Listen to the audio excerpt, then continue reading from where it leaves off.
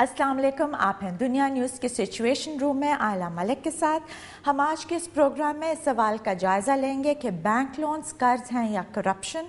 हमारे मुल्क में एक मखसूस तबके का कर्ज लेना और उसके माफ़ कराना करप्शन की एक मुस्तकिल किस्म है। ये कर्जे सरमायाकारी के नाम पर लिए जाते हैं और डॉलर्स में तब्दील करा के गैर मुल्की बैंकों में जमा करा दिए जाते हैं।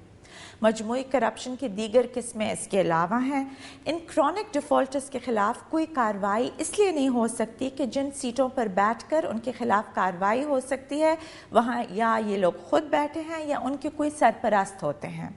मुल्क और कौम का सरमाया करोड़ों अफराद के हाथों से निकलकर सिर्फ सैकड़ों अफराद के बैंक अकाउंट्स में मुंतकिल हो जाता है।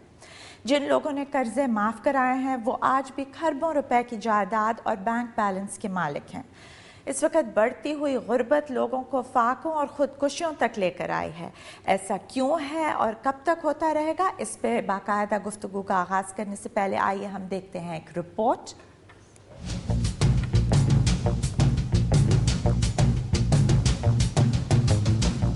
बैंकों से कर्ज लेना और मुआफ कराना पाकिस्तान में एक मखसूस तबके का मुस्तकिल जरिया आमदन है, क्योंकि ये कर्जे ना सरमायाकारी के लिए हासिल किए जाते हैं और ना वापस करने के लिए।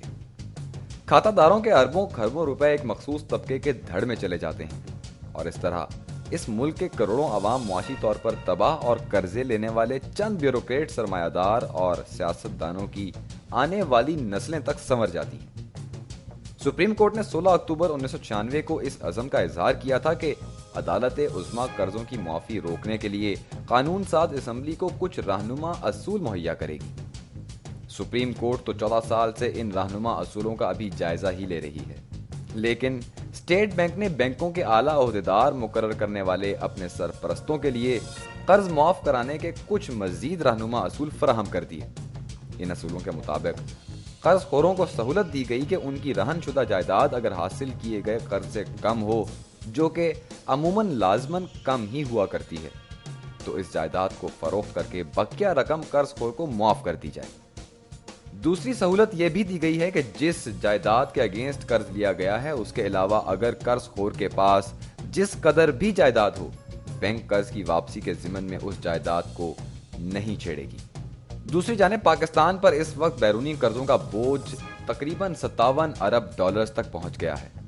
कर्ज का बोझ डॉलर की कीमत में इजाफे के बायस 1250 अरब रुपए बढ़ गया है, लेकिन कर्जे मुआफ कराने वालों ने 1985 से 1999 तक 30 अरब रुपए और सरकारी आदादोशुमार के मुताबिक 1997 से 2009 तक तकरीबन 193 अरब रुपए के कर्जे मुआफ कराए।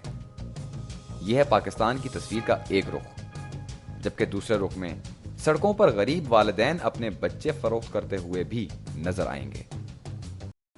नाज़रीन, आपने अभी इस मौजू पर एक रिपोर्ट देखी। यहाँ पर हम लेंगे एक ब्रेक और ब्रेक के बाद हमें ज्वाइन करेंगे renowned economist doctor Shahid Hasan Siddiqui साहब।